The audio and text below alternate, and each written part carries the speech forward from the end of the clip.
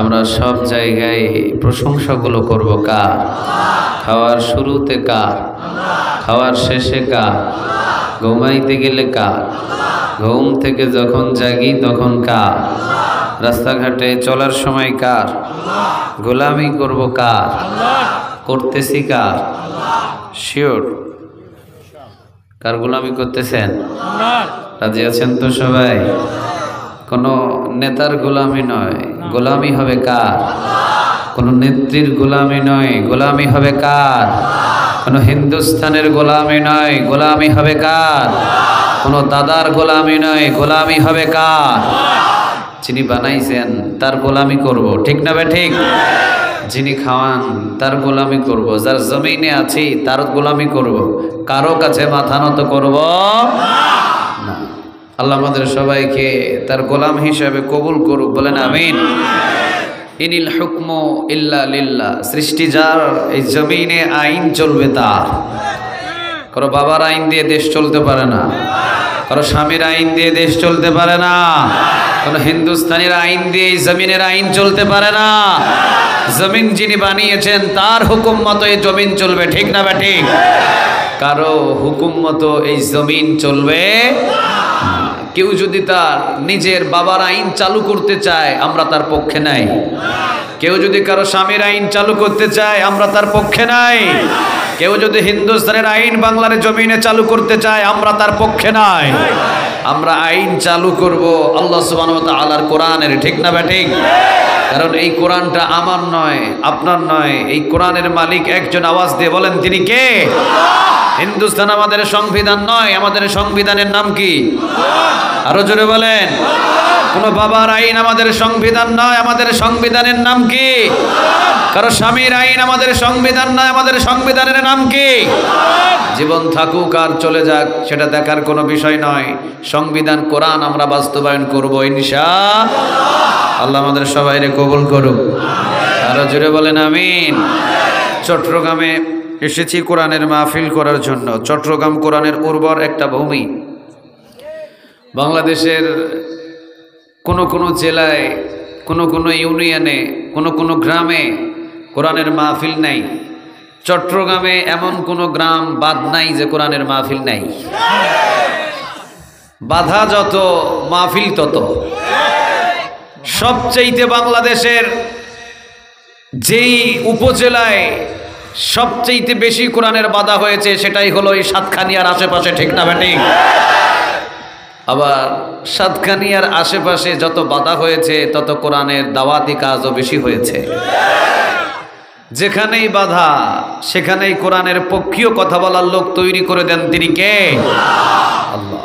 আমার সবচেয়ে কষ্ট লাগে ওই সময় যখন মাথায় টুপিও থাকে, যখন মুখে দাড়িও থাকে, যখন জুব্বাও থাকে, যখন নিজে আলেম দাবিও করে, আলেম দাবি করার পরে যে 144 ধারা জারি করে কোরআনের মাহফিলগুলোকে বন্ধ করে দেয়। আমার এর চাইতে কষ্টের কথা আর পৃথিবীতে কিছু হতে পারে না, ঠিক না বেঠে? চট্টগ্রামবাসী সবচেয়ে বেশি কষ্ট পেয়েছে ওই জায়গায় যে আলেম হয়ে কোরআনের মাহফিল বন্ধ করে দিয়েছে। আল্লাহ সুবহানাহু ওয়া তাআলা এই জালিমদেরকে সহি বুঝ দান করুক, বলেন আমিন। বরদোয়া দিব না, বরদোয়া দিব না, কারণ মাজলুমরা যদি বরদোয়া দেয় মাজলুমদের বরদোয়া থেকে বাঁচার পৃথিবীর কারো শক্তি নাই। শুধু দোয়া করব যারা ক্ষমতার লোভে চোখে সব অন্ধ দেখেছে, কালোকে সাদা বানিয়েছে, সাদাকে কালো বানিয়েছে, আল্লাহ যেন তাদেরকে হেদায়েত দান করে, বলেন আমিন। কয়েকদিন আগে ধরা খাইছে না? কথা কোন না কেন? হ্যাঁ, আল্লাহ বলছে কোনো জায়গা পাবি না, বলে গেছেন আল্লামা সাইদি রাহিমাহুল্লাহ, ইন্দুরের গর্ত পর্যন্ত পালানোর খুঁজে পাইবা না।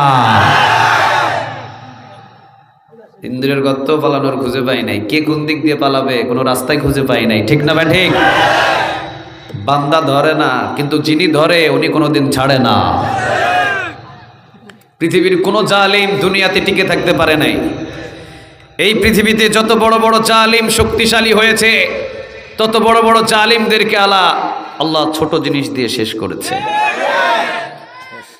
পৃথিবীতে যত বড় বড় জালিম জন্ম নিয়েছে, ওই জালিমদেরকে তত ছোট জিনিস দ্বারা দুনিয়া থেকে শেষ করে দিয়েছেন তিনি কে? ওই আল্লাহ এখনো আছে না নাই? সবাই বলেন আছে না নাই? আছে। আল্লাহ রাব্বুল আলামিন নিজেই বলছেন, আল্লাহু লা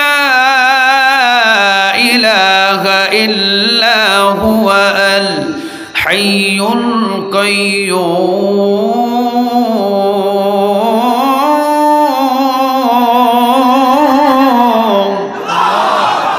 আল্লাহু লা ইলাহা ইল্লা হুয়াল হাইয়ুল কাইয়্যুম। আমি হচ্ছি সেই রব, আমি ছাড়া কোনো ইলাহ নাই, আমি ছাড়া কোনো রব নাই, আমি ছাড়া কোনো মালিক নাই। আমি হাইয়ুল, আমি কাইয়্যুম, আমি চিরঞ্জীব, আমি চিরস্থায়ী। যেই বড় জালিম ফেরাউনরা আমি ধ্বংস করেছি, আমি আল্লাহ 2024 সালেও আছি। সুবহানাল্লাহ বলেন। যে আমি আল্লাহ নমরুদকে ধ্বংস করেছি, ওই আল্লাহ 2024 সালে আছে না নাই? আমি যে আল্লাহ আব্রাহামকে হস্তি বাহিনীদেরকে আবাবিল পাখি দ্বারা শেষ করেছি, ওই আল্লাহ এখনো আছে না নাই? উনি হাইয়ুল, উনি কাইয়্যুম, উনি হলেন চিরঞ্জীব, উনি হলেন চিরস্থায়ী। সবার মৃত্যু আছে, মৃত্যু নাই একজনের। আওয়াজ দিয়ে বলেন তিনি কে? উনি হাইয়ুল, উনি কাইয়্যুম, সবার মৃত্যু আছে। আল্লাহ বলে আমার মৃত্যু নাই। সুবহানাল্লাহ বলবেন না? আমি ছাড়া কোনো ইলাহ নাই, আমি ছাড়া কোনো রব নাই। কুল হুয়াল, পড়েন, কুল হুয়াল্লাহু আহাদ আল্লাহুস সামাদ লাম ইয়ালিদ ওয়া লাম ইউলাদ ওয়া লাম ইয়াকুল লাহু কুফুয়ান আহাদ। কথাটা কার? আরো জোরে বলেন কার? কুল হুয়াল্লাহু আহাদ, আল্লাহ এক অদ্বিতীয়, আল্লাহুস সামাদ, তিনি অমুখাপেক্ষী। লাম ইয়ালিদ, তিনি কাউকে জন্ম দেন নাই। ওয়া লাম ইউলাদ, তাকেও কেউ জন্ম দেন নাই। ওয়া লাম ইয়াকুল লাহু কুফুয়ান আহাদ, তার সমতুল্য আর কেউ। আরো জোরে বলেন কেউ। যে ফেরাউনরে শেষ করলেন আল্লাহ, যে নমরুদরে শেষ করলেন আল্লাহ, যে আবু জেহেল, আবু লাহাব, উতবা, শাইবা, মুগীরাকে শেষ করলেন আল্লাহ, ওই আল্লাহ এখনো আওয়াজ দিয়ে বলেন আছে না না? এই জন্যই তো আমরা তার গোলামি করার জন্য বসেছি, ঠিক না ভাই? ঠিক। চট্টগ্রাম, সাতকানিয়া এবং বাজালিয়া, এটা কি বাজালিয়া না? বাজালিয়া ইউনিয়ন থানা কি? আপনাদের এমপি সাহেবের নাম কি? এমপি নাই? আচ্ছা আচ্ছা, যাই হোক, সাতখানিয়া, আচ্ছা আচ্ছা, সাতখানিয়ার ভূমি কোরআনের ভূমি, সাতখানিয়ার ভূমি কোরআনের উর্বর একটা ভূমি। আমি তো মাঝে মাঝে মাহফিলে বলি, বাংলাদেশের কোনো জেলায়, কোনো ডিস্ট্রিক্টে, কোনো থানায়, কোনো উপজেলায় যদি কালিমার পতাকা উড়ে, তো সাতখানিয়া কালিমার পতাকা উড়ে যাবে।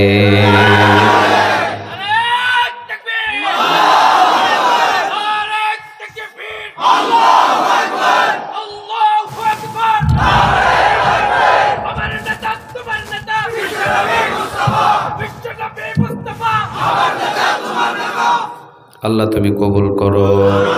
আর একটু জুড়ে বলেন আমিন। তাহলে তিনি হলেন সেই রব যিনি জালিমদেরকে ধরে, তবে কোনো ছাড় দেয় না, পালানোর রাস্তাও খুঁজে পায় না, ঠিক না ঠিক? নমরুদরে ধরে নাই, একের পর এক বাচ্চাদেরকে হত্যা করে, বাচ্চার মায়েদেরকেও হত্যা করে, জালিয়াতি এত করলো যার হিসাব নাই। কিন্তু যেদিন ধরলেন সেদিন পালানোর কোনো রাস্তা খুঁজে পায়? আরো জোরে বলেন খুঁজে পায়। তবে ইতিহাস সাক্ষী আছে, আল্লাহ বলছেন যত বড় বড় জালিম শক্তিশালী হয়ে তৈরি হয়েছে, তত ছোট জিনিস দ্বারা আমি তাদেরকে শেষ করেছি। সুবহানাল্লাহ বলবেন না? যদি বলেন কিভাবে আল্লাহ ছোট জিনিস দিয়ে শেষ করলেন, হিসাব করে দেখেন। আপনাদের এলাকায় পানিতে ডুবে যায় বড় মানুষ না ছোট মানুষ? জসিম ভাই কই গো? কিসে কা আপনি? হ্যাঁ, আচ্ছা আচ্ছা আচ্ছা, যাক না, ঠিক আছে ঠিক আছে, থাকেন। আমি মনে করছি আমার ফালাই তুই চলে গেছেন নি কোনো? চট্টগ্রামের মানুষ, বাজি বোঝা খুব বড় দায়। হ্যাঁ, আলহামদুলিল্লাহ। আল্লাহ কবুল করুক। 12টার বেশি মামলা না? মামলা কম বেশ আছে না? মামলা খাইছেন না? আহা, দেখছেন কত বড় নির্যাতিত একজন মানুষ, চিন্তা করছেন? এই নির্যাতিত মানুষদেরকে কোরআনে দাওয়াত দিয়ে নিয়ে এসে কথা শুনবেন। ওনাদের দাওয়াতি কাজে অনেক তাসির থাকবে, কারণ ওরা নির্যাতিত। যারা বেশি নির্যাতিত হয় ওদের হাতের উপরে মানুষদের হেদায়েতের নূর পাঠিয়ে দেন তিনি কে? আল্লামা সাঈদী রাহিমাহুল্লাহ 13 বছর পর্যন্ত নির্যাতন সহ্য করেছেন। আমি তো এই জিনিসটাই বলেছিলাম গতকালকের মাহফিলে। বাংলার জমিনে ডক্টর মিজানুর রহমান আজহারি, ওনাকে যদি প্রশ্ন করি যে আপনি এত সম্মান, এত মর্যাদা, এত খেতাব কোথায় থেকে পেলেন, নিশ্চয় উনি বলবেন একমাত্র কোরআনের দ্বারাই। ঠিক না বেঠিক? কোরআনের দ্বারাই ওনার সম্মান আর মর্যাদা আকাশচুম্বী পর্যন্ত পৌঁছিয়ে দিয়েছেন তিনি কে? এই যে চট্টগ্রাম কক্সবাজার পেকুয়া 27 তারিখ দেখেন নাই? কথা বলেন না কেন? দেখেন নাই? 20 লক্ষর সমপরিমাণ মানুষ পেকুয়ার ভূমিতে উপস্থিত হয়েছে। বোঝা যায় 5 বছর পরে উনি বাংলার জমিনে এসেছে। 20 লক্ষ মানুষ ওনাকে দেখার জন্য ভিড় জমিয়েছে 5 বছর পর। আমি চিন্তা করলাম 5 বছর পরে ডক্টর মিজানুর রহমান আজহারি উনি দেশে এসে মাহফিলে যদি 20 লক্ষ মানুষ হয়, 13 বছর কারাগার বন্দি রাখা ওই আল্লামা সাঈদীকে যদি আনা হতো, না জানি কি পরিস্থিতি হতো আল্লাহ জানে। ডক্টর মিজানুর রহমান আজহারি আসাতে যদি এত পাগল হয়, আল্লামা সাঈদী রাহিমাহুল্লাহ যদি উনি জেলখানা থেকে বাহির হতো, মাঠ খুঁজে পাওয়া যেত না বাংলার জমিনে। ঠিক না বা ঠিক? যত বড় মাজলুম হয় তত বেশি উপরে মর্যাদা বাড়িয়ে দেন তিনি কে? আর যত বড় জালিম হয় তত ছোট জিনিস দিয়ে তাদেরকে শেষ করেন তিনি কে? পানিতে ডুবে মারা যায় এলাকার বড় মানুষ না ছোট মানুষ? যাদের বয়স 18 থেকে 20-25, ওদেরকে যদি নদীতে নামিয়ে দেন, পুকুরে নামিয়ে দেন, কখনোই ডুবে মারা যাবে না। আর যদি 1 বছর, 2 বছর, 3 বছর বাচ্চাদেরকে পানিতে ছেড়ে দেন, ডুবে মারা যাবে। স্বাভাবিক বড় মানুষ পানিতে ডুবে মারা যায় না, ছোট মানুষ পানিতে ডুবে মারা যায়। ফেরাউনের সব কিছু চুল সাদা, মাথার চুল সাদা, চোখের ভুরু সাদা, দাড়ি সাদা, এমনকি বয়সও বেশি, লম্বা চড়াও অনেক লম্বা, চোখগুলো, দাঁতগুলো, হাতগুলো অনেক লম্বা লম্বা। এখনো যেহেতু জাদুঘরে আছে মিশরে, দেখেন নাই আপনারা? ছবিতে দেখেন নাই? অনেক লম্বা চড়া মানুষ ছিলেন তিনি, অথচ ওই বড় মানুষটা পানিতে ডুবে মারা গেল। চিন্তা করতে পারছেন? ছোট মানুষ পানিতে ডুবে মারা যাবে, এটাই স্বাভাবিক। ঠিক না বা ঠিক? বড় মানুষ কেমনে পানিতে ডুবে মারা যায়? আল্লাহ বললেন, তুই যত বড় জালিম হয়েছিস, পৃথিবীর মানুষ জেনে যাবে যে আমি পানিতে ডুবে, ছোট মানুষ বাচ্চারা মরে যায়, কিন্তু বড় মানুষ হয়ে তুই পানিতে ডুবে মারা গেলি। বোঝা যায় যত বড় জালিম তত ছোট জিনিস তাকে শেষ করার জন্য রেখে দিয়েছেন তিনি কে? নমরুদ 40,000 সৈন্য নিয়ে চলাফেরা করে, ডান দিকে 10, বাম দিকে 10, সামনে 10, পিছনে 10, 40,000 সৈন্য নিয়ে যার চলাফেরা। 40,000 সৈন্য নিয়ে যে রাস্তাঘাটে বাহির হয়ে চলাফেরা করে, এতগুলো সৈন্য বাহিনী যার রাজপ্রাসাদে, এই নমরুদের ধরে কে? নমরুদ বললেন, ইব্রাহিম কই তোর খোদা? তোর খোদারে লয়ে আয়। আল্লাহ বললেন, ইব্রাহিম আমি যাব না, আমার পক্ষ থেকে কি যাবে বলেন? কথা বলেন। একটা যাবে মশা। এই মশাটা সুস্থ না অসুস্থ?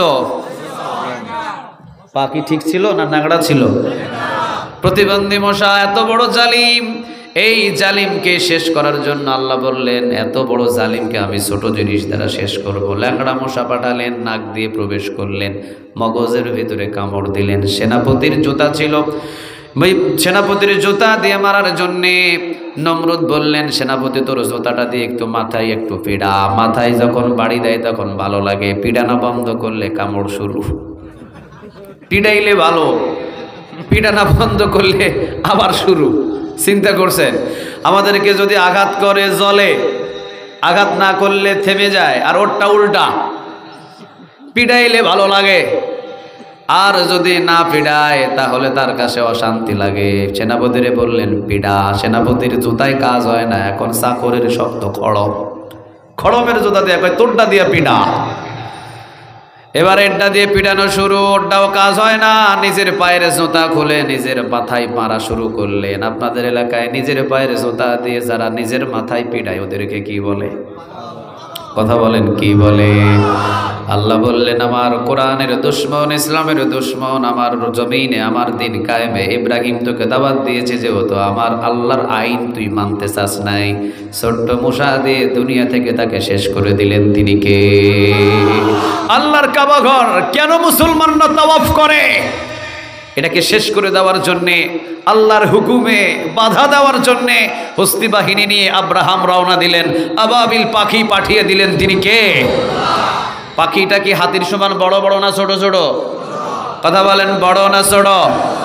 আলম তারা কাইফা ফাআলা, আলম তারা কাইফা ফাআলা রাব্বুকা বিআসহাবিল ফিল, আলম ইয়াজআল কাইদাহুম ফি তাদলিল ওয়া আরসালা আলাইহিম তায়রান আবাবিল। কথাটা কা? হস্তি বাহিনীদের ধ্বংস করার জন্য ছোট ছোট আবাবিল পাঠালেন।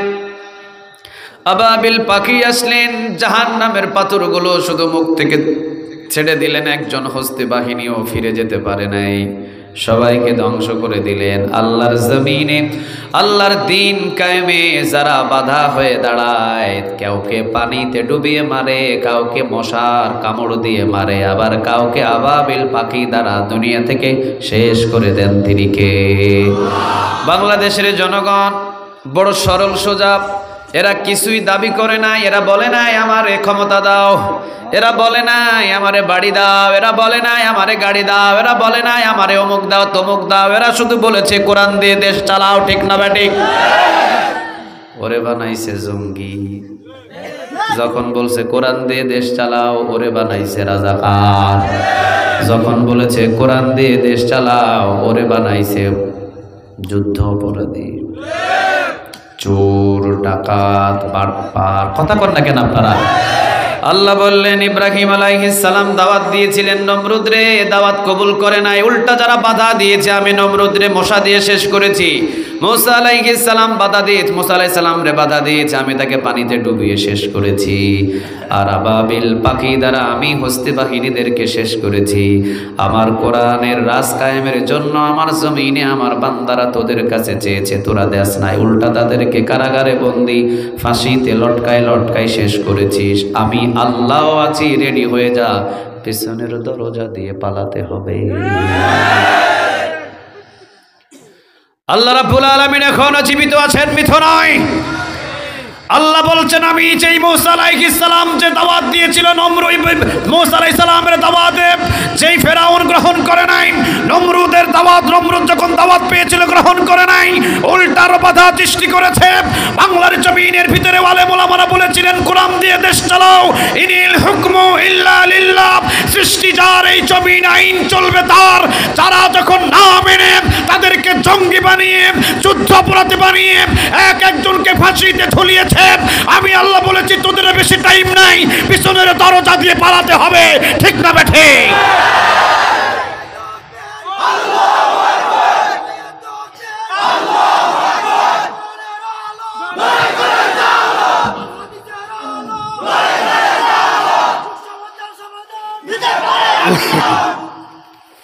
আল্লাহ তুমি কবুল করো, আরো জোরে বলেন আমিন।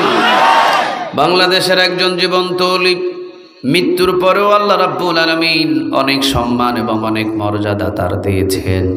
জীবিত থাকতে যত তাকে মানুষ ভালোবাসতো, মৃত্যুর পরে আরো বেশি তার প্রতি ভালোবাসা জাগায়া দিয়েছেন। তিনি কে? জীবিত সাইদির চাইতে মৃত সাইদিরে ভয় পাইছে আওয়ামী লীগ আরো বেশি। কথা কন না কেন আপনারা? ঢাকা শহরের ভিতরে জানাজার নামাজ পড়তে দেয় নাই, তাহলে জীবিতর চাইতে মৃত্যু হওয়ার পর তাকে সব চাইতে ভয় পেয়েছে বাংলাদেশ এই মুনাফিক মার্কা আওয়ামী লীগ। ঠিক না ব্যাটিক? দুনিয়া থেকে চলে গেছেন, তবে যাওয়ার আগে 12টা কথা বলে গেছিলেন। 12টার ভিতরে 11টায় পরিপূর্ণ কবুল হয়ে গেছে। ওলি যার তার নামের আগে বলা যায় না। চট্টগ্রামে ওলির অভাব নাই, জাহাঙ্গীর হুজুরও বড় ওলি। আপনাদের এলাকায় নূরে বাংলা একজন আছে হুজুর, উনিও বড় ওলি। কথা কোন দেখেন, মুখ দিয়ে শুধু আউল ফাউল কথা বললে ওলি হওয়া যায় না। মুখ দিয়ে যা বাহির করবে ওইটা যদি বাস্তবে মিলে যায় বুঝে নেবেন ওইটাই আল্লাহর ওলি। 12টা বাণী বলেছিলেন এই বাংলার নিদর্শন দেখে, জালিমদেরকে দেখে দেখে 12টা কথা বলেছিলেন। উনি বলেছিলেন তোমাদের কাছে টুপি ভালো লাগে না, দাড়ি ভালো লাগে না, ইসলামের রাজনীতি ভালো লাগে না, মাহফিল ভালো লাগে না, আজান ভালো লাগে না, মসজিদ ভালো লাগে না। মনে রেখে দিও 12 কোটি মুসলমান ইসলামকে ভালোবাসে। এই 12 কোটি মুসলমান যদি গাছের গোড়া ধরে একবার নাড়া দেয়, মামু বাড়ি দিল্লিতে গিয়ে পড়বা। কোথায় গেছে? 3 ঘন্টা 30 মিনিট পর্যন্ত আকাশে হেলিকপ্টার উঠছে। আপনারা জানেন কিনা জানি না। 3 ঘন্টা 30 মিনিট পর্যন্ত বাংলাদেশ থেকে হেলিকপ্টারে 2 বোন উপরের দিকে উঠে 3 ঘন্টা 30 মিনিট পর্যন্ত আকাশের উপরে উঠছে। একটার পর একটা দেশের ভিতরে মেসেজ যায়, এই জায়গায় ল্যান্ড করবে, অমুক দেশে ল্যান্ড করবে। সবাই বলে আপা যা করছেন আমারে আর মাইরেন না, আপা আপনি পুরাটাই গজব। কথা কন না কেন আপনারা? আপনি পুরাটাই গজব। দেশের টাকার বন্দুক, দেশের টাকার হেলিকপ্টার, দেশের টাকা ট্যাক্সের টাকা দিয়ে যে পুলিশরা আমরা বেতন দিয়ে, ওই পুলিশকে দিয়ে হেলিকপ্টারের উপরে উঠা বাবার কুলের উপরে 6 মাসের শিশুকে যে গুলি করে হত্যা করে, এর চাইতে জালিম পৃথিবীতে একটাও না। দেশের টাকার বন্দুক কিনা, আমার দেশের টাকার হেলিকপ্টার কিনা, আমার দেশের ট্যাক্সের টাকা দিয়ে যে পুলিশকে বেতন দেওয়া হয়েছে, ওই বেতন দিয়ে বাবার কোলে 6 মাসের শিশুকে হত্যা করা হয়েছে। ঠিক না বেঠে? বিশ্ববাসী দেখেছে, বিশ্ববাসী দেখেছে। 3 ঘন্টা 30 মিনিট পর্যন্ত আকাশে উড়ে হেলিকপ্টারে প্রতিটা প্রায় দেশে যেগুলো সুযোগ ছিল মেসেজ করা হয়, আপা উঠছে উপরে, আপারে নামার সুযোগ করে দেন। সবাই বলে আপারে নিয়ে বিপদে পড়া যাবে। লাস্ট পর্যন্ত মামু গিয়া বলল হিন্দুস্তানেই পড়ে। সাইদি সাহেবের কথাটা সঠিক না ভুল? বাংলাদেশের 14 কোটি মুসলমান একটু নাড়া দিছে, মামু বাড়ি দিল্লিতে গিয়ে পড়তে বাধ্য হয়েছে। উনি আরো বলেছিলেন, উনি বলেছিলেন যে পুলিশদেরকে দিয়ে জনগণরে ধরে ধরে পিড়াও, যে পুলিশদেরকে দিয়ে জনগণরে ধরে ধরে রিমান্ডে নিয়ে পিড়াও, যে পুলিশরা রাতের বেলা বাড়িতে বাড়িতে পাঠিয়ে পাঠিয়ে মানুষদের ঘুম হারাম করো। 17টা বছর পর্যন্ত বিএনপি এবং জামাতের একটাও কেন্দ্রীয় নেতা ঘরে ঘুমাতে পারে নাই। ঠিক না বে ঠিক? আরে বাংলার জমিনের ভিতরে যুবকরা কোরআনের মাহফিল করেছে, এই মাহফিলে বক্তারা কোরআন থেকে কথা বলেছে, এলাকার সমস্ত যুবকদেরকে ধরে ধরে মামলা দিয়ে যেমন রিপোর্ট আছে। ঠিক না বেঠে? চিন্তা করেন কত বড় জালিম ছিল এই বাংলার জমিনে।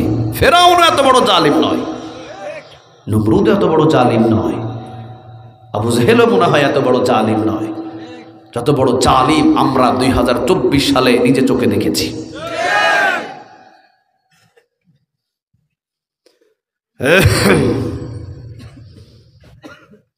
3 ঘন্টা 30 মিনিট পর্যন্ত ওড়ার পরে তো নামতে পারলেন না। আল্লামা সাইদি রাহিমাহুল্লাহ আরেকটা কথা বলেছিলেন যে পুলিশদেরকে দিয়ে কোরআনের কর্মীদের, মসজিদের ইমামদের, মসজিদের ইমাম এবং মসজিদের মুয়াজ্জিন, এমনকি মাদ্রাসার শিক্ষকদের এবং ছাত্রদের যেইভাবে ধরে ধরে মারো, পিড়াও, অত্যাচার করো, ওদেরকে ব্যবহার করো, এমন একদিন পরিস্থিতি আসবে এই পুলিশই ধরে ধরে আওয়ামী লীগদের পাছায় পিটাবে। কথাটা কি সঠিক না ভুল? কথা বলেন, সঠিক না ভুল? উনি বলেছিলেন বাংলার জমিন 98% মুসলমানদের জমিন।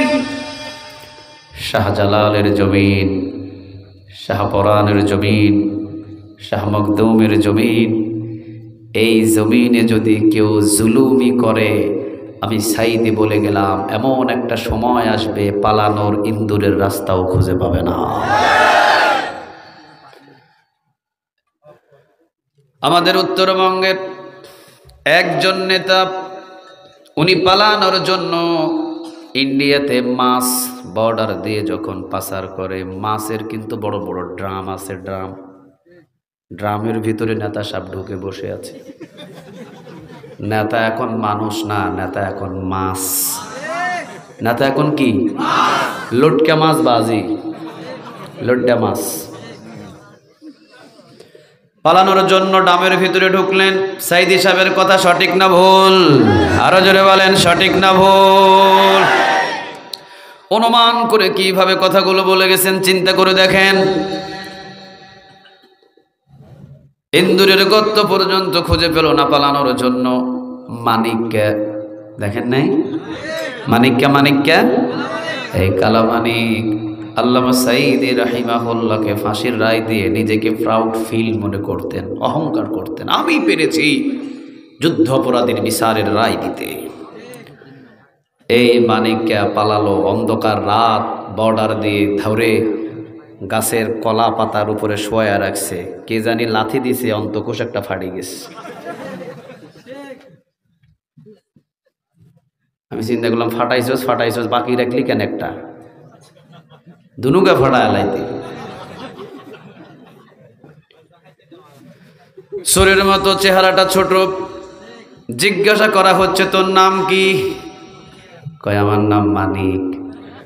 আরেকজন কয়, ও তুই আল্লামা সাঈদী ফাঁসির রায় দিয়েছিলি ওই মানিক? কয় হ। আরেকজন কয়, ও তুই মানিক কে?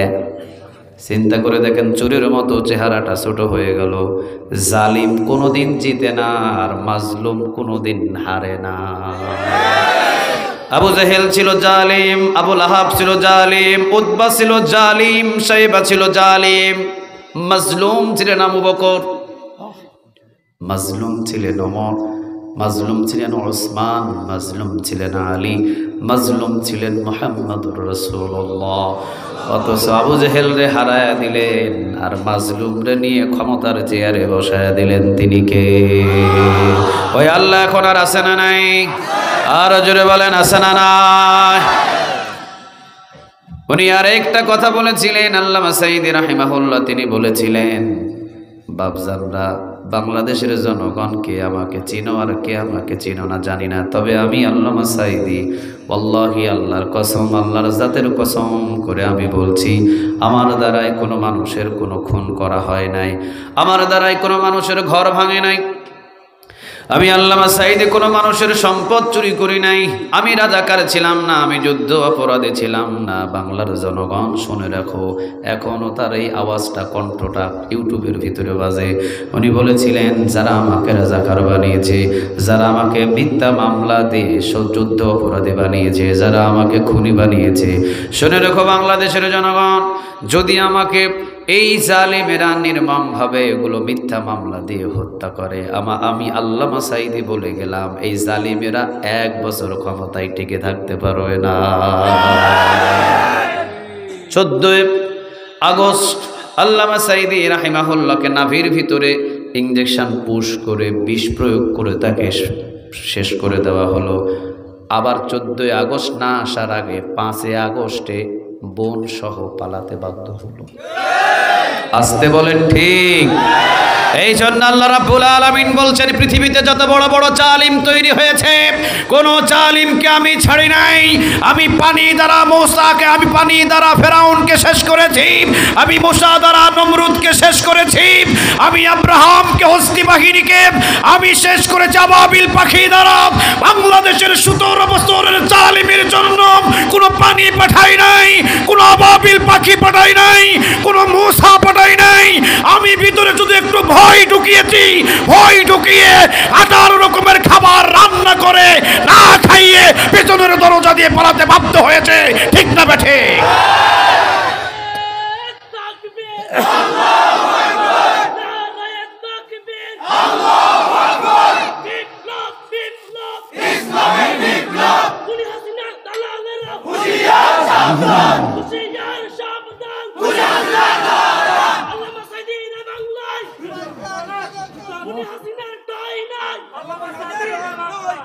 আল্লাহ তুমি কবুল করো, আর জোরে বলেন আমিন।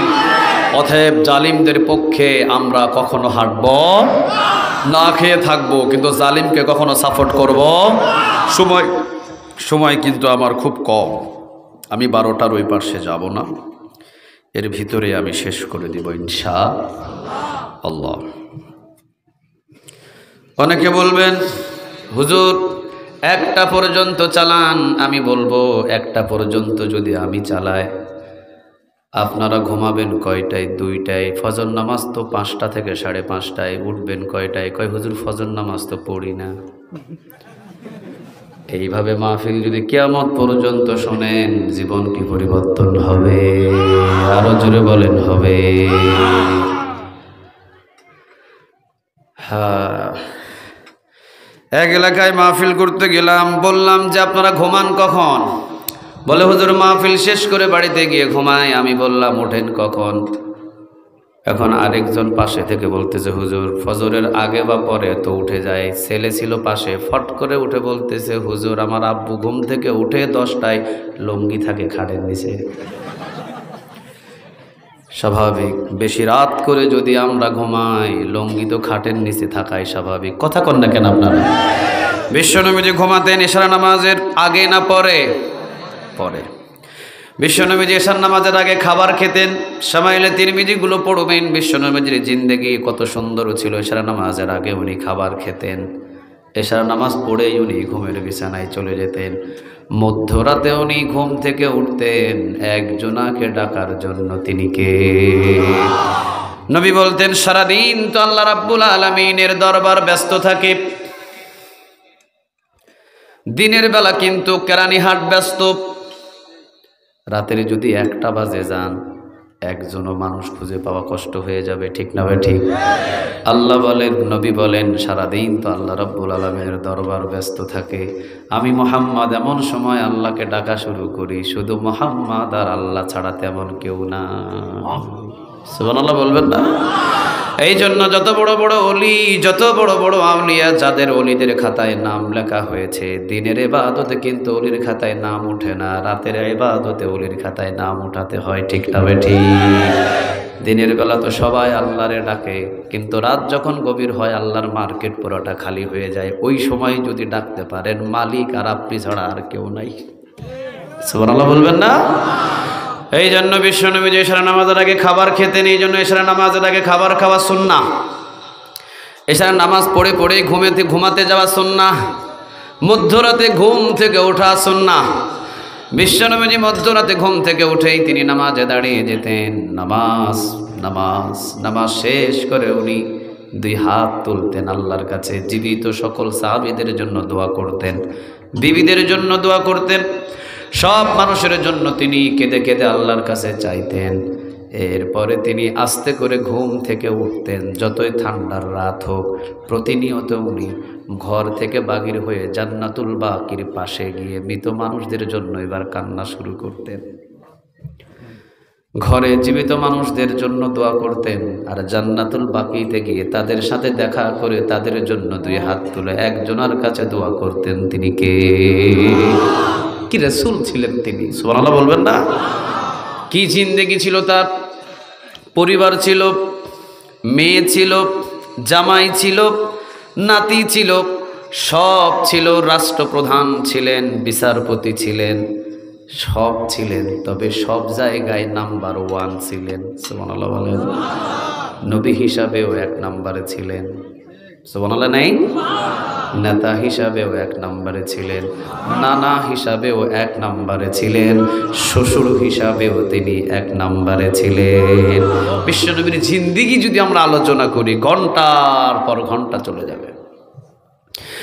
এই জন্য আল্লাহ রাব্বুল আলামিন বললেন ইনিল হুকমু ইল্লা লিল্লাহ, সৃষ্টি যার আইন চলবে তার। ও নবী, এই আবু জেহেলের আইন দিয়ে আমার মক্কা চলবে না, আবু লাহাবের আইন দিয়ে আমার মক্কা চলবে না, উযবা শাইবা মুগীরার কোনো আইন দিয়ে আমার মক্কা চলবে না, আমার মদিনা চলবে না। নবী গো, আমার কোরআন দিয়ে আমার জমিন চলবে। এই বাংলার জমিনের মালিক কোনো স্বৈরাচার নয়, বাংলার জমিনের মালিক কোনো স্বামী নয়, স্ত্রী নয়, কোনো মেয়ে নয়, কোনো বাবা নয়। বাংলার জমিনের মালিক কে? উনি যদি বাংলার জমিনের মালিক হয়, বাংলার জমিনে আইনটা কায়েম করতে হবে কার? কারা কারা রাজি আছেন? লিল্লাহে তাকবীর, লিল্লাহে তাকবীর, নারে তাকবীর। যাই ক্ষমতায় যাক, আমাদের অসুবিধা নাই। আমাদের কথা হলো কোরআন দিয়ে দেশ চালাতে হবে। কোরআনের বাহিরে নিজের ব্যক্তিগত কোনো আইন দিয়ে বাংলার জমিন চলতে পারে? ওয়ালাকাদ বাআসনা ফি কুল্লি উম্মাতির রাসূলা। আল্লাহ রাব্বুল আলামিন সূরা আন-নাহলে বলছেন, ওয়ালাকাদ বাআসনা ফি কুল্লি উম্মাতির রাসূলা, আমি যুগে যুগে অনেক নবী এবং রাসূল পাঠিয়েছি, তাদেরকে দাওয়াতের নিশান দিয়েছিলাম আমি দুইটা। এক নাম্বার আনি'বুদুল্লাহ, ইবাদত করতে হবে আল্লাহ। দুই নম্বরে বলেছিলাম ওয়াজতানিবুত তাগুত, কখনো তাগুতের সাথে সম্পর্ক রাখা যাবে? আরো জোরে বলেন যাবে। অন্য জায়গায় বললেন ফামাইয়াকফুরু বিত তাগুত ওয়া ইউমিন বিল্লাহ, আগে তাগুতদের ছেড়ে দাও, এরপর ঈমান আনো একজনের উপরে। তিনি কে? আগে ঈমান নাকি আগে তাগুতদের ছাড়তে হবে? তাগুতদের আগে ছেড়ে দাও, এরপরে আল্লাহর উপরে ঈমান আনো। কি? আচ্ছা, এইদিকে উনাকে একটু বিশ্রামের দিকে নিয়ে যান, অথবা চারটা ডাল ভাত থাকলে খাবার খাওয়াই দেন। হ্যাঁ, আমার দিকে তাকান। আল্লাহ বললেন ঈমান আনার আগে তাগুতদেরকে ছেড়ে দাও। আবার অন্য জায়গায় সূরা আন-নাহলের ভিতরে বললেন ওয়ালাকাদ বাআসনা ফি কুল্লি উম্মাতির রাসূলা, আমি যুগে যুগে অনেক নবী এবং রাসূলদেরকে দুনিয়াতে পাঠিয়েছি। দুইটা দাওয়াত দিয়ে জুড়ে বলেন কয়টা? আর একটু আওয়াজ দিয়ে বলেন কয়টা? আল্লাহ রাব্বুল আলামিন বলছেন ওয়ালাকাদ বাআসনা ফি কুল্লি উম্মাতির রাসূলা আনি'বুদুল্লাহা ওয়াজতানিবুত তাগুত।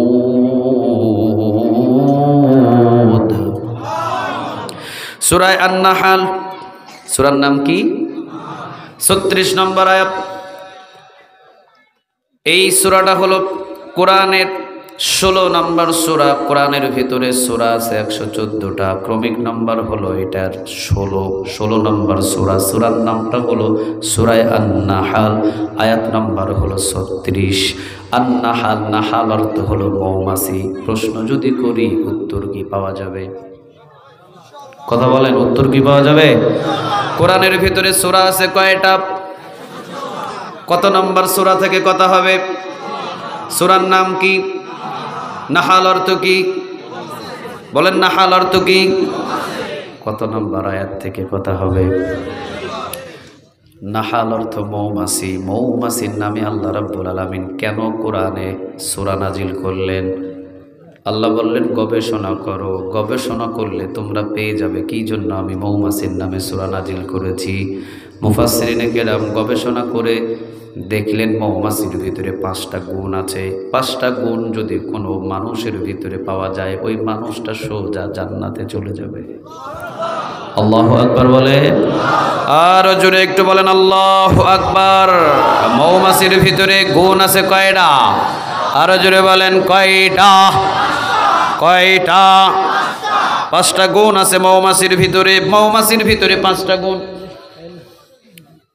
কি? আমি শেষ করে দিব তো, একটু পরে শেষ করে দিব, তখন হুজুররা খাওয়া দাওয়া করবে। হ্যাঁ, আমরা 12টার ওই পাশে যাবো না ইনশাআল্লাহ। একটু আয়াতটা একটু বোঝানোর একটু আমাকে সুযোগ করে দেন। আর হুজুরেরও তো আয়াত বোঝার দরকার আছে, ঠিক না? 1 বছর পর আবার মাহফিল হবে, হায়াতে কুলাবে কি না এটাও তো পরের কথা। কি বলেন হুজুর? 1 বছর পরে এই মাহফিলটা হবে। যারা আসতে পারে নাই আজকে তাদের কপাল পুড়ে গেছে। আল্লাহ রাব্বুল আলামিন তোমার দিকে বারবার তাকিয়েছে, বান্দা মাহফিলে আয়, মাহফিলে আয়, আমি আল্লাহ খুশি হব। ও দোকানে বসে আছে, দোকানে বসে থাকলে খুশি কে? কথা বলে না, খুশি কে? বেজার কে? মাহফিলে বসলে খুশি কে? বেজার কে? শয়তান তো আমাদের প্রকাশ্য শত্রু, ঠিক না বে ঠিক? জানার পরও কেন আপনি দোকানে বসে থাকলেন? জানার পরও কেন আপনি ঘরে বসে থাকলেন? এই মাহফিল তো সারা জীবন হয় না, বছরে কয়বার? একবার যুবকেরা মাহফিলের আঞ্জাম দেয়। যারা আসতে পারে নাই কপাল পুরোটাই পুড়ে গেছে। যে কোরআন বুঝে না তার কিছুই নাই, যে নবী বুঝে না তার কিছুই নাই। সে আবু জেহেল, আবু লাহাব, উতবা, সাইবা, মুগীরা, ঠিক না ব্যাটিক? যে কোরআন বুঝে, যে নবী বুঝে, যে ইসলাম বুঝে, সে হয়ে যায় আবু বকর, অথবা সে হয়ে যায় ওমর, নতুবা সে হয়ে যায় ওসমান। সুবহানাল্লাহ বলেন। এই জন্য কোরআন ছাড়া, হাদিস ছাড়া, ইসলাম ছাড়া আমাদের কাছে ভালোবাসার আর কোনো জিনিস থাকতে পারে। দোকান বড় না মাহফিল বড়? দোকান বড় না মাহফিল বড়? ঘর বড় না মাহফিল বড়? ঘরের ভিতরে কম্বল মুড়িয়ে ল্যাপ মুড়িয়ে ঘুমায়া থাকা এখন বড় না মাহফিল বড়? বড়। এটা সব দিন হয় না, বছরে একটা দিন আয়োজন করেছে। যদি না আসতে পারেন, আপনার মতো কপাল পোড়ার এলাকাতে কেউ, কথা বলেন কেউ। সূরার নাম ক্রমিক নম্বর নাহাল, অর্থ কত নম্বর আয়াত? কত নম্বর আয়াত? নাহালের অর্থ হলো মৌমাছি। মৌমাছির ভিতরে আল্লাহ রাব্বুল আলামিন গুণ দিয়েছেন তিনটা, চারটা, দুইটা। এই তো মাশাআল্লাহ মুখস্থ হয়ে গেছে। পাঁচটা গুণ যদি মৌমাছির, পাঁচটা গুণ যদি কোনো মানুষের ভিতরে পাওয়া যায়, সে জাহান্নামে চলে যাবে। কোথায়? কোথায় যাবে? পাঁচটা গুণ মানুষের ভিতরে নিয়ে আসার জন্য হুকুম আল্লাহ দিলেন। আল্লাহ রাব্বুল আলামিন বললেন, বান্দারে মৌমাছির ভিতরে পাঁচটা গুণ আমি দিয়েছি। প্রথম নম্বর গুণ হলো, মৌমাছি জীবনে কোনোদিন একা একা চলাফেরা করে না, ওরা দলবদ্ধভাবে চলাফেরা করে। সব সময়ের জন্য তারা দলবদ্ধভাবে চলাফেরা করে। মুসলমানদের ভিতরে যদি এইরকম দলবদ্ধভাবে চলাফেরা করার অভ্যাস থাকে, পৃথিবীর কোনো মানুষ মৌমাছির চাকে যেমন ঢিল মারার সাহস পায় না, মুসলমানদের দিকে একটা ঢিল ছোড়ার পৃথিবীর কোনো নাস্তিকের সাহসও হতো না। এক নম্বর গুণ। দ্বিতীয় নম্বর গুণ হলো, মৌমাছি জীবনে কোনোদিন ফুলের উপরে বসা ছাড়া কখনো টয়লেটের ভিতরে বসে না,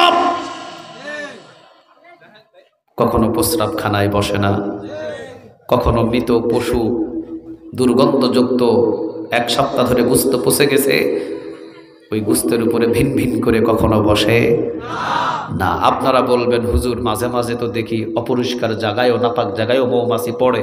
হ্যাঁ, পড়তে পারে, তবে যেই মৌমাছি অপরিষ্কার জায়গায় গিয়েছে সে দিক ভুলে চলে গেছে, দিক চিনে কখনো যায় নাই, সে পথ হারিয়ে ফেলেছে। সে পথ হয়তো কোথাও হারিয়ে ফেলেছে, কোনো তুফানে, কত ঝড়ে হয়তো সে পথ হারিয়ে ফেলে, তাদের সঙ্গীদের হারিয়ে ফেলে ভুলবশত চলে গেছে। এছাড়া কোনো মৌমাছি ফুল বাগানে মধু আহার করা ছাড়া কখনো টয়লেটে খুঁজে পাওয়া যায়? আল্লাহ রাব্বুল আলামিন বলছেন, মৌমাছির এই গুণ, কখনো ফুল বাগানে মধু আহরণ করা ছাড়া কখনো নাপাক জায়গায় যায় না। পৃথিবীর সকল মুসলমানগুলো যদি শুধু মাহফিল, শুধু মসজিদ, শুধু মাদ্রাসা, শুধু ভালো কাজের ভিতরে যদি তাদেরকে আমি পেতাম, আল্লাহ পুরো জমিন আমি তাদের হাতে উঠাইয়া দিতাম। কিন্তু 17টা বছর পর্যন্ত যাদের হাতে বাংলাদেশের ক্ষমতাটা ছিল, মাহফিলে যাওয়া তো দূরের কথা, মাহফিল আরো বন্ধ করে দেয়। সারা বাংলার জমিনের ভিতরে যদি আমাদের একজন নেতা 14 কোটি মুসলমানদের হতো, বাইতুল মুকাররমের ইমাম সাহেব যদি সাইফুল ইসলাম আলিফকে যখন কুফিয়ে হত্যা করেছিল চট্টগ্রামে, বাইতুল মুকাররমের ইমাম যদি আমাদের বাংলাদেশের 14 কোটি মুসলমানদের নেতা হতেন, তিনি যদি বলতেন, এই রাজশাহীর মুসলমান, বরগুনার মুসলমান, এই খুলনার মুসলমান, বাংলাদেশের যে যেখানে 14 কোটি মুসলমান আছো, কাফনের কাফন মাথায় বেঁধে নিয়ে চলো চট্টগ্রামের দিকে রওনা দাও। চতুর্দিকে যদি মুসলমান বাহির হতো ওই নেতার কথা অনুযায়ী, আল্লাহর কসম ইস্কন্দের দালাল লুঙ্গি খুলে পালাতে বাধ্য হতো। চিন্তা করছে? মৌমাছির গুণ নাই আমাদের ভিতরে, এমনি এমনি আল্লাহ মৌমাছির নামে কুসুরা নাজিল করেন নাই। গুণ আছে, কঠিন গুণ মৌমাছির ভিতরে।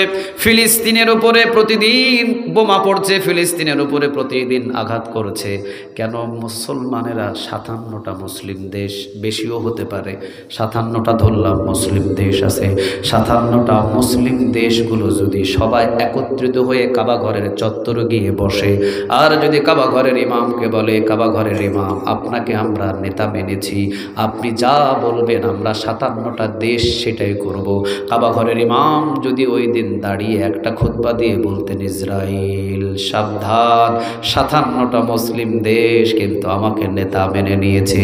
আমি যদি বলে দিই 57টা মুসলিম দেশের সেনাবাহিনী কিন্তু অস্ত্র নিয়ে ইসরায়েলের দিকে রওনা দেবে, আর যদি 57টা মুসলিম দেশ একদিকে যদি ইসরায়েলের দিকে রওনা দেয়, বিশ্বের মানচিত্র থেকে ইসরায়েল মানচিত্র নামটা মুছে যাবে।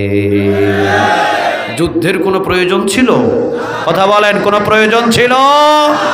কিন্তু আমরা মৌমাছির যে নেতা মানে, ওই নেতা মানা আমরা ভুলে গেছি। নেতা আমাদের ভুলে গেছি, নেতা আমরা মানি না।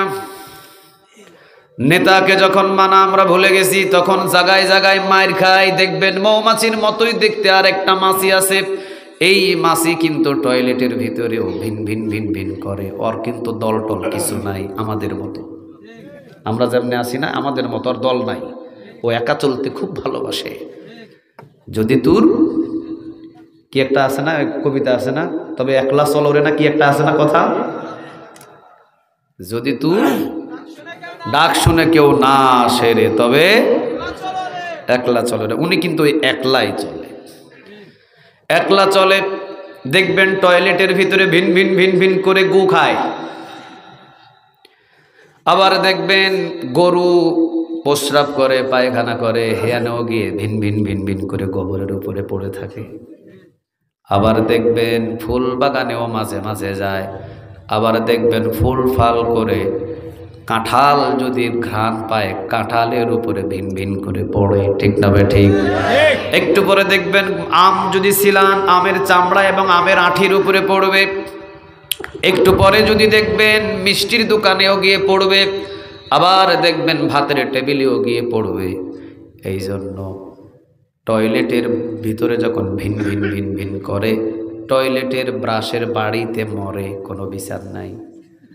ভাতের টেবিলে যখন বেশি বিরক্ত করে, ভাতের টেবিলে ঝাড়ুর বাড়িতে মরে, কোনো বিচার নাই।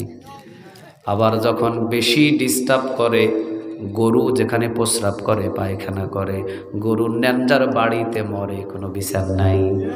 মিষ্টির দোকানে যখন বেশি ভিন ভিন ভিন ভিন করে, মিষ্টিওয়ালার জুতার বাড়িতে মরে, কোনো বিচার নাই। আমাদের পরিস্থিতি হয়েছে এইরকম, সাতখানিয়াতে মরে বিচার নাই, সকরিয়াতে মরে বিচার নাই। এরপরে গিয়ে দেখেন কক্সবাজারে মরে বিচার নাই, রাজশাহীতে মরে বিচার নাই, ব্রাহ্মণবাড়িয়া মরে বিচার নাই। বোঝা যায় আমাদের নেতা না, নেতাই নাই। একা একা চলা আমাদের অভ্যাস। সুন্নিরে মানলে ওহাবি খুশি, ওহাবিরে মানলে সুন্নি খুশি, সরমনাই রে মানলে জামাত খুশি, জামাত রে পিডাইলে সরমনাই খুশি, আওয়ামী লীগ রে মানলে বিএনপি খুশি, বিএনপি রে মানলে আওয়ামী লীগ খুশি। ঠিক না ঠিক? চিন্তা করে দেখেন, অথচ আওয়ামী লীগ, বিএনপি, জামাত, সরমনাই সকল মুসলমানদের একটা নেতা হওয়া দরকার ছিল। এমন নেতা, ইসলামের সঠিক কাজের উপরে যদি কোনো নাস্তিক আঘাত দেয়, তখন আমি ভুলে যাব আওয়ামী লীগ, তখন আমি ভুলে যাব বিএনপি, তখন আমি ভুলে যাব জামাত, তখন আমি ভুলে যাব চরমনাই, তখন আমার পরিচয় শুধু মুসলমান। এইভাবে যদি আমরা একত্রিত মৌমাছির মতো হতে পারতাম, আল্লাহি বাংলার জমিনে বহু আগে নাস্তিক মুক্ত বাংলার জমিন করে তুলতে পারতাম। ঠিক না বেঠে? মৌমাছির গুণ আমাদের ভিতরে নাই, যে জন্য আমরা বলছি মৌমাছির গুণ সম্পর্কে যদি আমরা জানি, আর মৌমাছির গুণগুলো যদি কোনো মানুষের ভিতরে পায়, ওই মানুষটা জান্নাতের ভিতরে চলে যাবে। এই জন্য মৌমাছির নামে আল্লাহ রাব্বুল আলামিন একটা সূরা নাজিল করলেন। সূরাটার নাম কথা বলেন, কত নম্বর সূরা? কত নম্বর সূরা? কত নম্বর আয়াত? আল্লাহ রাব্বুল আলামিন বলছেন, আমি বেশি কথা বলবো না। ওয়ালাকাদ বাআসনা ফি কুল্লি উম্মাতির রাসূলা।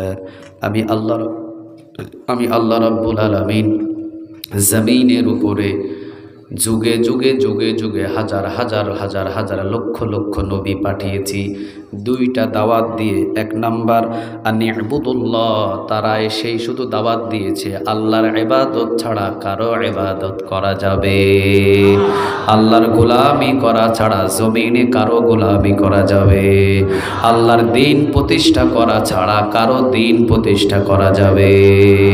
কয়টা গেল দাওয়াত? একটা গেল। কয়টা? আনি ইবুদুল্লাহ মানে ইবাদত করতে হবে কার? একটা গেল। দাওয়াত দিয়ে পাঠাইছে কয়টা? কথা বলেন। দুইটা গেল। কয়টা? আনি ইবুদুল্লাহ, ইবাদত হবে কার? তোমাকে আমি বানিয়েছি স্ট্রেট ফরওয়ার্ড, সোজা করে। লাকাদ খালাকনাল ইনসানা ফি আহসানি তাকওয়িম। তাকওয়িমের ব্যাখ্যায় মুফাসসিরিনে কিরাম বলেন সোজা করে মানুষকে বানিয়েছেন। সব প্রাণীকে আল্লাহ রাব্বুল আলামিন বাঁকা করে বানিয়েছেন, কিন্তু মানুষকে আল্লাহ রাব্বুল আলামিন সোজা করে বানিয়েছেন। কারণ এই মানুষ শুধু আমি আল্লাহর ইবাদত ছাড়া কারো ইবাদত করবে না। গরু রিজিকের উপরে মাথা নত করে খেতে হয়, মুরগি রিজিকের উপরে মাথা নত করে খেতে হয়, ছাগল রিজিকের উপরে মাথা নত করে খেতে হয়। কিন্তু মানুষ যেহেতু আমি আল্লাহর শুধু ইবাদতের জন্য বানিয়েছি, এই জন্য তাকে সোজা করে বানিয়েছি। রিজিকের উপরে মুখ লাগিয়ে মাথা নত করে খাওয়ার তাকে সুযোগ দিই নাই। হাত দিয়ে উঠে মাথা সোজা করে খাবে, কিন্তু মাথা যখন নত করবে তো আমি শুধু মালিকের সামনে নত হবে। বাবা একটা পাইলেই বাবার পায়ে সেজদা দেয়। কথা কন না কেন? বেজার হচ্ছেন আপনারা? মাজারে গেলেই সেজদা দেয়, পীরের পায়ে সেজদা দেয়। সেজদা শুধুমাত্র পাওয়ার হক রাখেন একজন, তিনি কে? আরো জোরে আওয়াজ দিয়ে বলেন তিনি কে? এই জন্য বলেছেন আনি ইবুদুল্লাহ, ইবাদত করতে হবে কার? এই ইবাদতের ভিতরে কিন্তু সব নামাজ, রোজা, হজ, যাকাত, দিন প্রতিষ্ঠান, ইকামতে দিন, রাষ্ট্র পরিচালনা করা, কোরআন দিয়ে সব ইবাদত আল্লাহর ছাড়া কারো হবে না। পার্লামেন্টে আল্লাহর ইবাদত হবে, মেম্বারের অফিসে আল্লাহর ইবাদত হবে, চেয়ারম্যানের অফিসে আল্লাহর ইবাদত মতো ইবাদত হবে। মসজিদে যেই রকম আল্লাহর হুকুম মতো নামাজ হয়, চেয়ারম্যানের অফিসটাও আল্লাহর হুকুম মতো ইবাদত হবে। ঠিক না বেটি? চেয়ারম্যান নিজের ইচ্ছায় বিচার করার কোনো ক্ষমতা নাই, ওকে আল্লাহর হুকুম মতো বিচার করতে হবে। কথা কন না কেন? জজ কোর্ট, হাইকোর্ট, সুপ্রিম কোর্ট, প্রতিটা জায়গায় ও নিজের ইচ্ছা মতো ফাইসালা দিতে পারবে না। ও কোরআন যেটা বলবে সেটা দেখে আল্লাহর ইবাদত করে সেখানে তাকে ফাইসালা দিতে হবে। ঠিক না ঠিক? আল্লাহ বললেন আনি ইবুদুল্লাহ, ইবাদত করতে হবে কার? এবার 2 নম্বর বলছেন ওয়াজতানিবুত তাগুত, তাগুতদের সাথে খবরদার কখনো সম্পর্ক রাখা যাবে না। কে বলছেন? আরো জোরে বলেন, কে বলছেন? আল্লাহ বলছেন আনি ইবুদুল্লাহ, ইবাদত করো আল্লাহর। ওয়াজতানিবুত তাগুত, তাগুতের সাথে খবরদার সম্পর্ক করো না। এখন এই তাগুতটাকে, এটাই তো আমরা জানি না।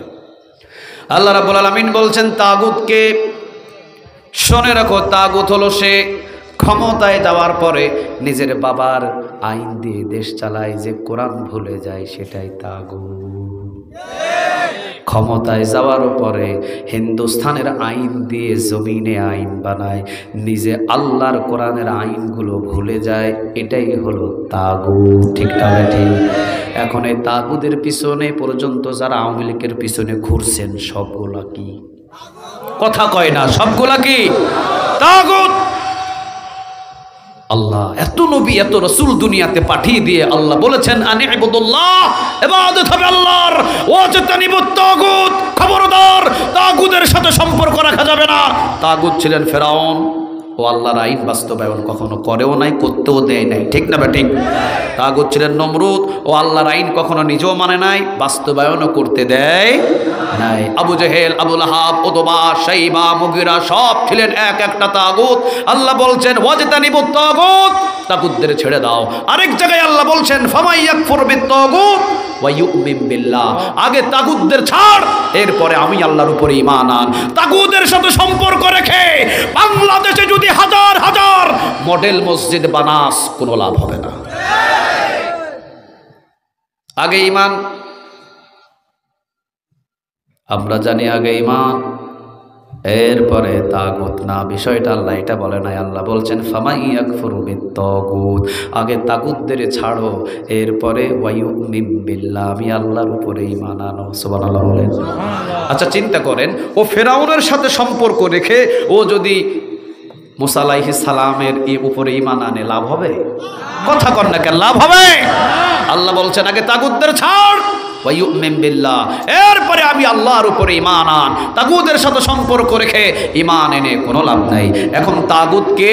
তাগুত হলো যে, তাগুত তো সে যে ক্ষমতার চেয়ারে বসার পরে আল্লাহর কোরআন ভুলে যায়, বিশ্ব নবীর শাসন ব্যবস্থা ভুলে যায়, ওমরের শাসন ব্যবস্থা ভুলে যায়, বিগত যত নবী এবং যত রাসূল আল্লাহর দিন প্রতিষ্ঠান করেছেন সব কিছু ভুলে যায়, নিজের মন গড়া ইচ্ছা অনুযায়ী দেশে আইন বানায়, ওই আইন আবার মানুষদেরকে মানানোর জন্য চাপ সৃষ্টি করে, এটাই তাগুত। এইটাই কি? বাংলাদেশের গাড়ি ডানে চলে না বামে চলে? কথা কয় না বারে, ডানে না বামে? ডান দিকে চলা সুন্নাত, ঠিক না ঠিক? এখন যদি আমি আমার ড্রাইভার সাহেবকে বলি সাতখানিয়া থেকে ড্রাইভার তুমি ডান দিকে গাড়ি চালাও, কথা কন না কেন, ডান দিকে গাড়ি চালাও, সাতখানিয়া পার না হতেই লোহাগাড়ার ভিতরে পুলিশ আমাকে সার্জেন আমাকে ইশারা দিয়ে বলবেন কি ব্যাপার, রং সাইডে কেন আপনি ড্রাইভ করছেন? আমি বলছি না, এটা রং না, এটা 1400 বছর আগে রাসূল বলেছেন যে ডানপন্থী, যে ডানে চলে, যে ডানে চলাফেরা করে, যে ডান হাতে দান করে, যে ডান পথে বেশি চলে, যে ডানপন্থী হয়, কিয়ামতের ময়দানে ডান হাতে আমলনামা দিয়ে তাকে বিনা হিসাবে জান্নাতে ঢুকায়া দেবে। বাম দিকে চলবে হিন্দুস্তানের দাদারা, ঠিক না বা ঠিক? সৌদি আরবের গাড়ি ডানে চলে না বামে চলে? তুরস্কের গাড়ি ডানে চলে না বামে চলে? মক্কা মদিনার গাড়ি বলেন ডানে চলে না বামে চলে? কুয়েতের গাড়ি ডানে চলে না বামে চলে? ডানে চলে, কারণ তারা 1400 বছর আগে কোরআনের আইন মানে, রাসূলের আইন মানে, ডানে চলে। আমরা চলি ডানে না বামে? ওই যে পাশে হিন্দু ইন্ডিয়া, ওরা ডানে না বামে? ওরাও বামে, আমরাও বামে, আর মুসলমান সব ডানে, আমরা চলি বামে। এখন আমি চিন্তা করলাম কি রে, আমি তো তাগুদের সাথে থাকবো না, আমি ডানে চলবো, আমি বামে চলবো না, আমি কোরআন মানি। ডান দিকে আমি ড্রাইভারকে বললাম ডান দিকে ড্রাইভ করো, আমার ড্রাইভার সাতখানিয়া থেকে রওনা দিলেন ডান দিকে, হঠাৎ লোহাগাড়া গিয়ে পুলিশ লেজার লাইট মেরে আমাকে বলে কি ব্যাপার হুজুর, রং দিকে ড্রাইভ করছেন কেন? আমি বলছি না, রং দিকে ড্রাইভ না, এটাই সঠিক। উনি বলছেন না এটা রং, আমি বলছি না এটাই সঠিক। আমি 1400 বছর আগে আল্লাহর আইন আমি মানা শুরু করেছি, আমি রাসূলের সুন্নাহ আদায় করা শুরু করেছি, আমি ডান দিকে চলবো। পুলিশ বলছেন আমার সংবিধানে লেখা আছে আপনাকে বাম দিকে চলতে হবে। আমি পুলিশের চাকরি করি, আমি বেআইনি করতে পারবো না হুজুর, আমার সংবিধানে লেখা আছে বাম দিক দিয়ে আপনাকে চলতে হবে, আপনি ডানে চলতে চাইলেই চলতে দেওয়া যাবে না। আমি বললাম না, আমি ডান দিকেই চলবো। উনি বলতেছেন হুজুর আপনি তো দেখা যায় গরম। আমি বললাম হ্যাঁ, আমি আল্লাহর আইন মানবো, আমি ডান দিকে চলবো। উনি বললেন হুজুর বেশি মনে কষ্ট নিয়েন না, একটা স্লিপ লিখে দিতেছি, বেশি না 25,000 টাকার মামলা। কয় হাজার? কথা বলেন, কয় হাজার অপরাধ? আমাকে ডান দিকে চলতে হবে, ডান দিকে চললে খুশি হবেন তিনি কে? আর বাম দিকে চললে আমার সংবিধানের আইনটা মানা হবে। আমি তো হিন্দুস্তানের সংবিধানের আইন মানতে চাই নাই, এই জন্য আমাকে 25,000 টাকার মামলা ধরিয়ে দিলেন, জরিমানা করলেন, জোর করে আমাকে বাম দিকে চালাতে চাইলেন। এই যে ডান দিকে চলতে চাইলাম, যারা আমাকে জোর করে বামের পথে দিয়ে চালাচ্ছেন, এই দলগুলাই হলো তাগুত। এরা কি? আরো জোরে বলেন এরা কি? মুসলমান হওয়ার পরেও আপনি কোরআনের আইন যারা বাস্তবায়ন করবেন তাদের পক্ষে না গিয়ে আপনি যারা হিন্দুস্তানের আইন দিয়ে দেশ চালাতে চায় আপনি তাদের পিছনে যাচ্ছেন, আপনি কি মুসলমান? আপনার পরিচয় কি? কথা কয় না বারে, আপনার পরিচয়টা কি? তাগুত। আর তাগুদের সাথে যদি সম্পর্ক রাখেন, আল্লাহ বলছেন ফামাই ইয়াকফুরু বিত্তাগুত, আগে তাগুতদের তালাক দে, ওয়ায়ুমিন বিল্লাহ, এরপরে আমি আল্লাহর উপরে ঈমান আন। তাগুদের সাথে সম্পর্ক রেখে আমি আল্লাহর উপরে 1000 বার ঈমান আনলে ঈমানের 4 আনা প্রদাব। 17 বছর ক্ষমতায় ছিলেন, কই কোরআনের একটা আইন তো বাস্তবায়ন করতে পারে নাই, ঠিক না বেঠিক? অথচ আল্লাহ বলেছেন আস-সারিকু ওয়াস-সারিকাতু ফাকতাউ আইদিয়াহুমা, চুরি করলে হাত কেটে দাও, প্রকাশ্যে আইনটা কার? জেনা করলে 100টা বেতের বাড়ি দাও, মদ খাইলে 80টা বেতের বাড়ি দাও, নামাজ যদি না পড়ে প্রথমে শাসন করো, এরপরে নামাজ যদি না পড়ে প্রথমে ভালোভাবে বোঝাও, এরপরেও যদি নামাজ না পড়ে বেতের বাড়ি দাও, এরপরেও যদি নামাজ না পড়ে 3 মাসের জেল দিয়ে জেলখানায় নামাজ শিখাও। আচ্ছা, একটা কোনো আইন বাস্তবায়ন করছে? তাহলে বোঝা যায় যারা বাংলার জমিনের ভিতরে 17টা বছর পর্যন্ত কোরআনের একটা আইন বাস্তবায়ন করে নাই, বরং যারা কোরআনের আইন বাস্তবায়ন করতে ঝাঁপিয়ে পড়েছিল তাদেরকেই ধরে ধরে ফাঁসিতে ঝুলিয়ে দিয়েছে। এটাই তাগুত। এরপরেও যারা ক্ষমতায় আসবে, কোরআনের আইন যদি বাস্তবায়ন না করে সেটাও কি হবে? তাগুতের সাথে কোনো সম্পর্ক।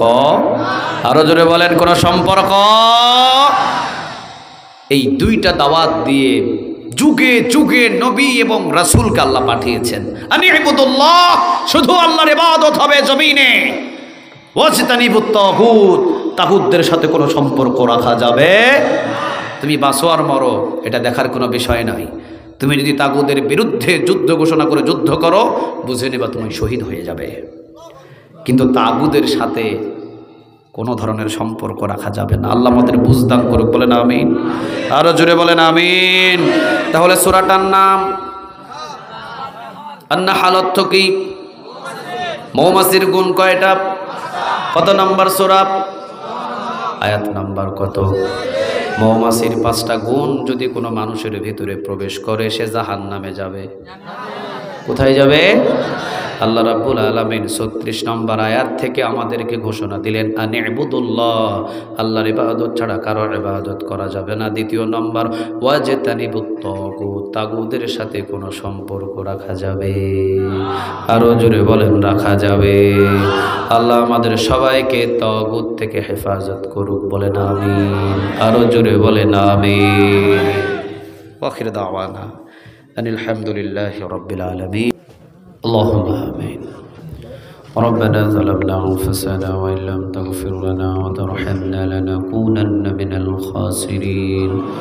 ربنا لا تزغ قلوبنا بعد إذ هديتنا وهب لنا من لدنك رحمة إنك أنت الوهاب.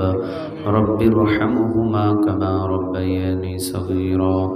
اللهم حاسبني حسابا يسيرا. اللهم إنك عفو تحب العفو فاعف عنا. اللهم احيني مسكينا وأمتني مسكينا واحشرني في زمرة المساكين يا رب العالمين. গুনার বোঝা মাথায় নিয়ে ভিক্ষুকের মতন, কাঙ্গানের মতন তোমার দরবারে 2 হাত তুলে ধরেছি। ইয়া রব, তোমার গোলাম আমরা, পৃথিবীর কারো গোলাম নই। তোমার গোলামি করেই যেন জীবন দিয়ে দিতে পারি। আমাদের সবাইকে তোমার গোলাম বানায় নাও। তোমার গোলাম হয়ে তোমার দরবারে যদি না হাত তুলি, কারো দরবারে এইভাবে হাত তুলে আমরা কখনো কোনোদিন চাই নাই, তেমন আখলাক আমাদের ভিতরে নাই গো আল্লাহ। তোমার কাছে ছাড়া আমরা কারো কাছে চাই না।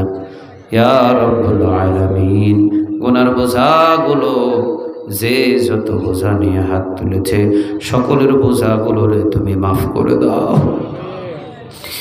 একজন মা যেইভাবে নিষ্পাপ সন্তানটাকে দুনিয়াতে ভূমিষ্ঠ করে, যে মাসুম বাচ্চাটা নিষ্পাপ হয়ে থাকে, ওই রকম নিষ্পাপ করে তুমি আমাদের সবাইকে এই সামিয়ানার নিচ থেকে বাহির করে নাও।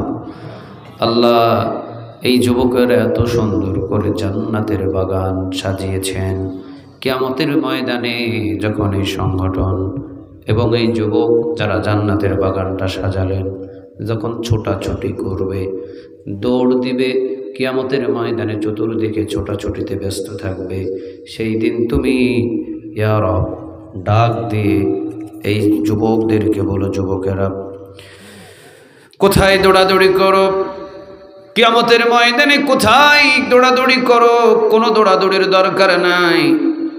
আমি তো দেখেছিলাম তোমরা দুনিয়াতে আমার জান্নাতের বাগান সাজিয়েছিলে, আজকে দৌড়াদৌড়ি করো না, আসো আমি আল্লাহ তোমাদের জন্য জান্নাতে ঘর বানিয়ে রেখেছি, আমার জান্নাতে তোমরা চলে যাও। কারণ তোমরা দুনিয়াতে আমার জান্নাতের ঘর বানিয়েছিলে, আমার দুনিয়াতে জান্নাতের ঘর বানানো নিয়ে ব্যস্ত ছিলে, মানুষদেরকে কোরআন হাদিস শোনানোর জন্য জায়গার জান্নাতের বাগানের ব্যবস্থা করে দিয়েছিলে। আজকে কোনো কিয়ামতের ময়দানে হিসাব নিব না, যাও ওই ওসিলায় আজকে তোমাদের সবাইকে বিনা হিসাবে মাফ করে দিয়েছি, আমার জান্নাতে চলে যাও। এমন পুরস্কার তুমি আজকের এই দিনের বিনিময় তাদের দান করে দিও আল্লাহ। যতজন যুবক আছেন সব যুবকদেরকে খালিদ বিন ওয়ালিদের মতো কবুল করে নাও। ও রব্বে করিম, সমাজের ভিতরে যত জায়গায় প্রয়োজন সব জায়গায় তুমি খালিদ বিন ওয়ালিদের মতো ঈমান তাজা করে কবুল করে নিও। কোনো পাপ কাজে বাধা দেওয়ার প্রয়োজন এই যুবকদেরকে তুমি কবুল করো, কোনো ভালো কাজে নেক কাজে প্রয়োজন এই যুবকদেরকে তুমি কবুল করে নিও আল্লাহ। যারা গুনাহ করে ফেলেছেন, যুবক মানুষ গুনাহ করতেই পারে, খাস করে তুমি তাদের সকল গুনাহ মাফ করে দাও।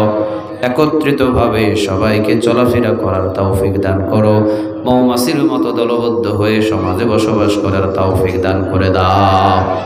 ও রব্বে কারীম আল্লাহ, বিদেশের জমিন থেকে অনেক অ্যামাউন্ট, অনেক টাকা পয়সা তারা দিয়েছেন, কিছু চাই নাই, শুধু চেয়েছেন একটু মাহফিলে যেন আমাদের জন্য খাস করে একটু দোয়া করে।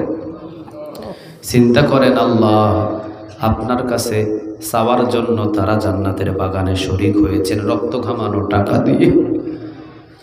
আমি দেখেছি এত তাপমাত্রা বিদেশের ভূমিতে পা পর্যন্ত দেওয়া যায় না, ফোসা পড়ে যায়, জুতার উপর দিয়ে হাঁটলে বেশিক্ষণ যদি দাঁড়িয়ে থাকে বালুর তাপে জুতা পর্যন্ত গরম হয়ে যায়। রক্ত ঘামানো শরীর, এই ক্লান্ত কত কষ্ট করে টাকা রোজগার করে যখন শুনেছে সমাজের ভিতরে জান্নাতের বাগানের একটা আয়োজন করা হবে, খুশি খুশি হয়ে 1000, 2000, 500, 100 দান করে দিয়েছে। কারো জন্য নয়, তোমার জন্য। আর দোয়া চেয়েছে ওই মাহফিল একটু আমাদের জন্য খাস করে দোয়া করেন আল্লাহ। তাদের জন্য দোয়া করি, তুমি তাদের কামাই রুজির ভিতরে বরকত দান করে দিও। যতজন এই সমাজ থেকে এবং এলাকা থেকে বিদেশে আছেন, ইয়া রব, যারা জান্নাতের বাগান সাজানোর জন্য সহযোগিতা করলেন, ও আল্লাহ তুমি তাদের কামাই রুজির ভিতরে বরকত দিয়ে পরিপূর্ণ করে দিও, কাজগুলো তুমি তাদের জন্য সহজ করে দিও। মায়ের সন্তান বিদেশে গেছে 4টা রিজিকের তালাশে, মনের আশা পূরণ করে দিও এবং মায়ের সন্তান নিরাপদে আবার মায়ের কুলে ফিরাইয়া দিও গো আল্লাহ। কোনো বিপদ আপদ দিয়ে লাশের কফিন তুমি পরিবারের কাছে পাঠায়ো না। ও রব্বে করিম, এই জান্নাতের বাগানে আমরা ডানে এবং বামে অনেক সম্মানী ব্যক্তিগুলো দেখছি বসা। এই মাহফিলের সভাপতি সহ প্রধান অতিথি সহ যারাই আছেন গণ্যমান্য ব্যক্তি, আল্লাহ তুমি তাদের সম্মান উচ্চ মাকামে পৌঁছায় দাও। শারীরিক সুস্থতা দিও, মানসিক সুস্থতা দিও, জনম জনম ভোর এই মাহফিলের কাজে নিয়োজিত রেখে দিও আল্লাহ। যারা সামনে বসে আছেন, মা বোনেরাও এসেছেন, খাস করে আল্লাহ আমাদের সবাইকে তোমার মদিনাওয়ালা ওই জামানার সাহাবীদের মতো কবুল করে নিও আল্লাহ। বিশেষ করে মা বোনেরা যারা এসেছেন, মা বোনদের জিন্দেগির গুনাহগুলো তুমি মাফ করে দিও। আল মারআতু ইযা সাল্লাত খামসাহা, আজান হওয়ার সাথে সাথে যেন তারা নামাজ আদায় করতে পারে, সেই তৌফিক তুমি তাদের দান করে দিও। সামাত শাহরাহা, মায়েরা যেন রমজান মাসের 30টা রোজা আদায় করে তুমি তাদের কবুল করে নিও। আতাআত বালাহা, স্বামীর আনুগত্য করে যেন চলে তুমি কবুল করে নিও। ও রব্বে কারীম, হাফিজাত ফুরুজাহা, নিজেদের লজ্জাস্থানের যেন হেফাজত করতে পারে তুমি তাদেরকে কবুল করে নিও। আমার মা গো, এই 4টা গুণ নিয়ে যদি আপনি কিয়ামতের ময়দানে উঠতে পারেন, এক নাম্বার আজান হওয়ার সাথে সাথে নামাজে আদায় করবেন। দ্বিতীয় নাম্বার নিজেদের লজ্জাস্থানটা হেফাজত করবেন। তৃতীয় নম্বরে রমজান মাসের রোজাটা আদায় করবেন। চতুর্থ নম্বরে স্বামীর আনুগত্য করে চলবেন, মানে আপনাদের হেফাজত করবেন লজ্জাস্থান, স্বামীর আনুগত্য করবেন, রমজান মাসের রোজা আদায় করবেন, আজান হওয়ার সাথে সাথে নামাজ আদায় করবেন। গোমা নবী বলেন কিয়ামতের ময়দানে আল্লাহ এই 4 গুণওয়ালা নারীদেরকে বিনা হিসাবে 8টা জান্নাতের দরজা খুলে দিয়ে আল্লাহ বলবেন বিনা হিসাবে বান্দিরে জান্নাতে চলে যা।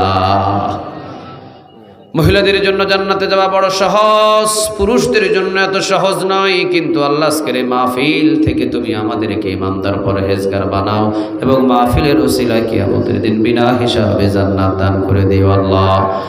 যুবকরা বড় মহব্বত করে তাদের জন্য কিছু খাবারের আয়োজন করেছেন, এর ওসিলায় তুমি এই মাহফিল কমিটি বিন্দু এবং আরও যারা আছেন আশেপাশে সবার ঘরের ভিতরে বরকতের দুয়ার খুলে দাও। এই সমাজকে তোমার কোরআনের সমাজ হিসাবে কবুল করে নাও, মসজিদমুখী দিনদার ইমানদার পরহেজগার হিসাবে কবুল করে নাও। এই মাহফিলের ওসিলায় এলাকার সকল কবরগুলো তুমি জান্নাতের বাগান বানায় দাও। কিয়ামত পর্যন্ত এই মাহফিলটা তুমি জারি রেখে দিও আল্লাহ। এই মাহফিল করতে গিয়ে 13টা বছর মনে হয় অনেক মানুষ দুনিয়া থেকে বিদায় হয়ে চলে গেছে। যারা চলে গেছেন প্রত্যেকের কবরে মাহফিলের হাদিয়া পৌঁছায় দাও। এখনও যারা আয়োজন করলেন তারাও যদি বিদায় হয়ে যায় কিয়ামত পর্যন্ত মাহফিলের নিক তাদের আমলনামায় জমা করে দিও। রব্বে কারীম, বাংলার জমিনে সমন্বয়ক ছাত্র সংখ্যা যত নিহত হয়েছেন আহত হয়েছেন বিশেষ করে সুস্থতা দান করো তাদের। যারা শহীদ হয়েছেন শহীদের উচ্চ মাকাম তুমি তাদের দান করে দিও। কোরআনের রাজ কায়েম করার জন্য আল্লাহ যারা ফাঁসির মঞ্চে ঝুলেছিলেন, ও রব্বে কারীম আল্লাহ, যে মানুষগুলোর 13 বছরেরও বেশি কারাগারে বন্দী রেখে শহীদ করে দেওয়া হলো, তুমি তাদেরকে শহীদের উচ্চ মাকাম দান করে দিও, কবরটারে জান্নাতের বাগান বানায় দিও আল্লাহ। আমরা যেন তোমার ইবাদত করি আর যেন তাগুত থেকে বেঁচে থাকতে পারি।